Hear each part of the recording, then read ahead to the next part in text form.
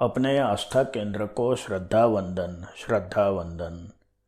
बैठ झरोखे देख रहे हम, निकली है भगवन की सवारी, एक भगवान साथी सहकारी।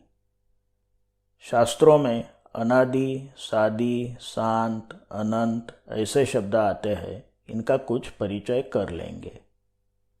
जीव निगोद अवस्था में अनादि काल से रहता है।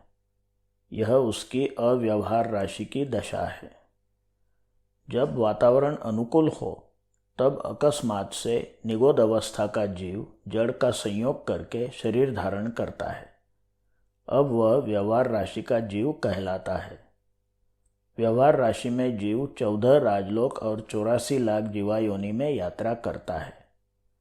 जब जीव को केवल ज्ञान होता है तब उसे मृत्यु के बाद नया शरीर धारण करने की आवश्यकता नहीं रहती।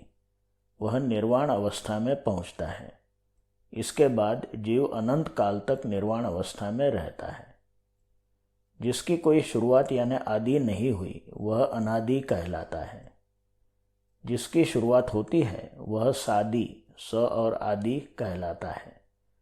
जिसका अंत होता है वह शांत, स और अंत कहलाता है। जिसका कभी अंत नहीं होता वह अनंत कहलाता है। जब जीव की अवस्था निगोद की अव्यवहार राशि से व्यवहार राशि में बदलती है तब उसकी निगोद की यात्रा अनादि शांत हुई ऐसा कहते हैं। यानी अब उसकी अनादि से चलती हुई निगोद अवस्था का अंत हुआ। हमने भव्य और अभवी जीवों के बारे में वीडियो 005 में विचारणा की थी। भव्य जीव की व्यवहार राशि सादी शांत होती है। यानी व्यवहार राशि में उसकी यात्रा कभी तो शुरू हुई और कभी तो केवल ज्ञान होने पर उसकी व्यवहार राशि की यात्रा का अंत होगा। अभवी जीव एक बार व्यवहार राशि में आने पर कभी केवल ज्ञान नहीं पाते, कभी मुक्त नहीं होते। अभवी जीव की व्यवहार राशि सादी अनंत होती है। जीव की निर्वाण अवस्था सादी अनंत होती है। यानी केवल ज्ञान के बाद मृत्यु होने पर उसके निर्वाण की अवस्था शुरू होती है और फिर जीव उस अवस्था में अनंत काल तक रहता है।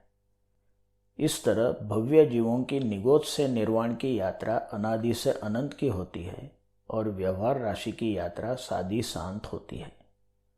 अल्पश्रुतं श्रुतवतां परिहासधाम, त्वद्भक्तिरेव मुखरी कुरुते बलान् माम्। बोलिए उपकारी चराचर सृष्टिमय निसर्गदेव भगवान की जय।